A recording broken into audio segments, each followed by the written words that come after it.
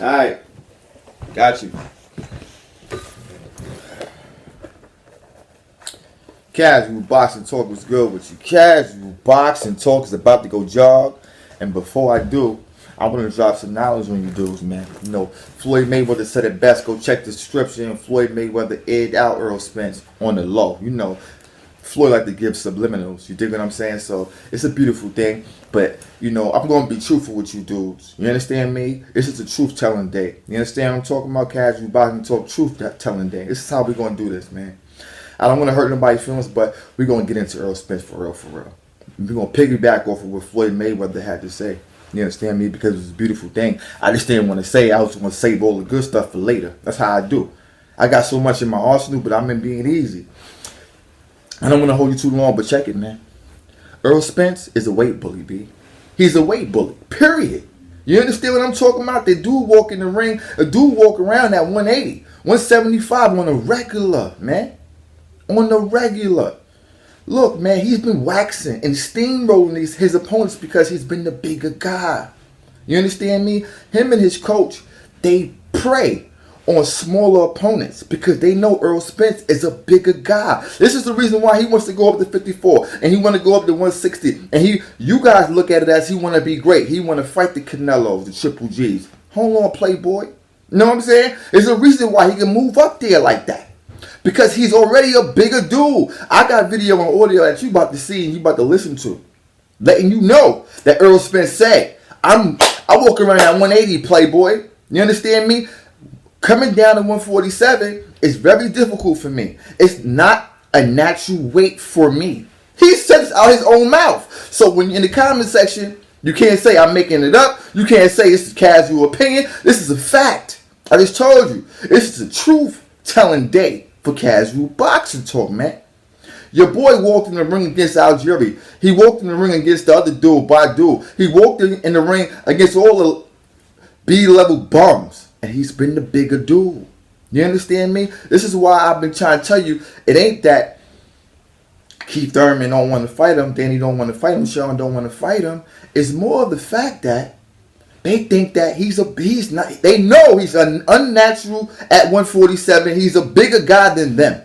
So they saying, look, let me look at this dude. Let me see if some alleged steroids, or let's see how the landscape changes. You understand me? We're gonna get into this video so deep, bro. We're going to talk about Tim Bradley versus Errol Spence. We're going to talk about the WBA. We're going to talk WBC. We're going to talk about the IBF. Look, man, when he went up against Kell Brook, he was the bigger dude. This is the reason why he kept saying to Kell Brook, yo, make sure you make weight. Make sure you make weight. Because, listen, he knew once Kell dropped that weight, he was going to be the bigger man. Look at the press conference. That's why him and his coach kept saying, make sure you come at weight. Because they wanted to make sure he wasn't going to be bigger than them.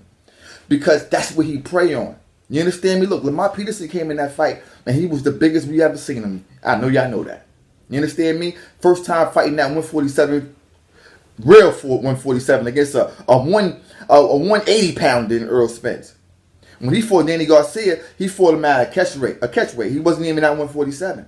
You understand me? Now, the one thing I want to say, the disclaimer, one thing Earl, because we're going to get into what Floyd had to say. One thing Floyd didn't say was, although he's at 180, although he's fighting at an unnatural weight for him, he's able to take those pounds off and get on the scales and come in at 147. That's one thing I give him.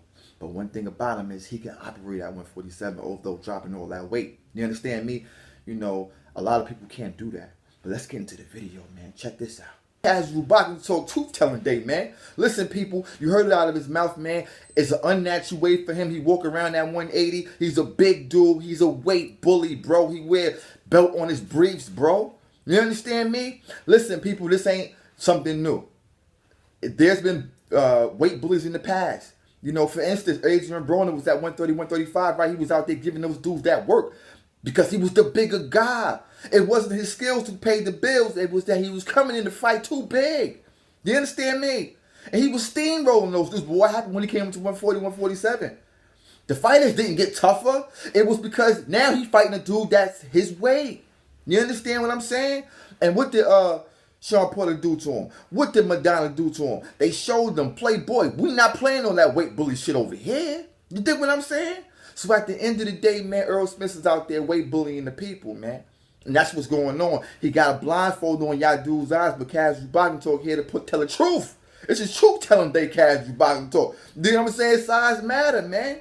Ask Love One Hate One. Ask him why his girl told me size matter. That's why she rocking with me. At the end of the day, dude Love One Hate One gonna tell me that, you know, I'm not the best YouTube channel on YouTube. You dig what I'm saying? Talking about I lost this fight, that fight, this fight. Listen, Playboy, Love One Hate One, I'm gonna tell you this right now, man.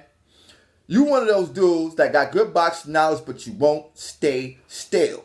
You understand me? You won't make a definitive answer or bet. For instance, he would say, "Oh, Lamont didn't quit, low key quit. I don't know if he quit or not. I'm not sure. Dog, be sure. I should tell you back in the days, man.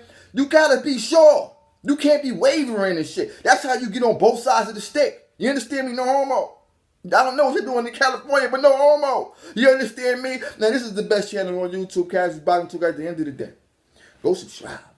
Now, we're going to get into this video, man, because there's so much I got to talk about. There's so much that Floyd said that I want to unpack. Now, what I want you guys to understand is when he fought up against Kell Brook, it was a tougher fight because of the skill set of Kell Brook. But what happened was Earl was too big, bro. Earl was big, and this is a good example of guys that come in that are heavy walking around weight, and then when they melt the weight, they can't go 12. But what I told you earlier in this video, we got to give Earl props because he walk around at 180, but he can come in 147 and he could perform. You understand me? And Kell Brook couldn't. You understand me? Not for the whole 12. You dig what I'm talking about? But at the end of the day, let's talk about Mikey Garcia. Mikey Garcia is a weight bully down at 130, 135. We all know that. Dude, he can go to 147 easy anytime he want to. That's why he didn't have no problem facing Broner. That's why his fight is going to be a beautiful thing. That's why Floyd said, listen, man, we got two weight bullies here. Mikey Garcia and Errol Spence. They both big dudes. Errol Spence, they going to have that advantage. You understand me? Put him up against Mikey Garcia, and he's smart. See, Floyd ain't that dumb. He may not be able to articulate himself the way a Casual Boxing Talk, but he's smart on this one, man. Have two weight bullies get in the ring, no one will have the advantage. You know, Mikey Garcia eating beans and rice, and Errol Spence eating fried chicken all night. You dig what I'm saying? Get in the ring. That's why I'm putting my money on on Mikey Garcia. Easy money. And I'm going to make a lot of money on this fight. You dig what I'm talking about? Easy money. Casual. Low one going to say I'm a walking victim. I'm not a walking victim because I put my money on the wood. I make the big bets. You dig what I'm saying? I talk about the big fights. You understand what I'm saying? I put my money on the wood. You could have won some money with Lamont Peterson versus Errol Spence. I gave you the bet. I offered you and Q City World a bet, but y'all declined. Only dude out there took the bet on the radio call was Money Brown TV. It's a reason for that. You're scared. Because you're wavering. You don't know what side you want to be on. That's how I get you every time. Now, you about to pair with Ortiz. Because he going to put hands and feet on Alexander. You understand me? At the end of the day, man, I got Mikey Garcia, people, in the comment section. Put your money on the board. Because I'm telling you that he going to get stopped, if not dropped. Now, you know, we're going to talk about the WBA, the WC right now. Because there's some good things that was going on about Timothy Bradley. You understand me? And Errol Spence. No one likes to talk about it. See, on this channel here, you're going to get nothing but the real exclusive boxing news. These other channels can't pull up this footage. I've been had this in the vote. Check this out. Tim Bradley. He had the opportunity to beat Tim Bradley, and he had the big fights. You dig what I'm saying? Keith Thurman, Sean Porter, Danny Garcia, and list goes on. You understand me? He would have been the Mando in the 2-3 position. You understand what I'm saying? So at the end of the day, man, come to this channel when you want this good knowledge, man. Come to this channel, because I'm going to tell you like this. What Errol Spence decided to do is go for the IBF and fight the weakest link. You understand me? Like Love One is the weakest link on the radio show. And matter of fact, Love One Hate One. If you consider me a part of the radio show, part of that team, I appreciate it. And I definitely accept you do spit fire over there at the end of the day. But he's the weakest link of us four. How about that? You understand me? At the end of the day, he went to fight the weak link and Kell Brook with the eye injury from Triple G. You understand? So, Don't believe everything you hear, man, about this boy Errol Spence, man. We don't know. The jury is out. We haven't seen him face anybody tough yet, except Kell Brook. And I explained to you the weight. I explained to you how they drained him. I explained everything. This is not a Errol Spence hating channel, man. Trust me. I'm exposing. You dig what I'm saying? And then you're gonna have to call Floyd Mayweather a hater too, then. You dig what I'm saying? Because we're just saying the things that y'all won't say.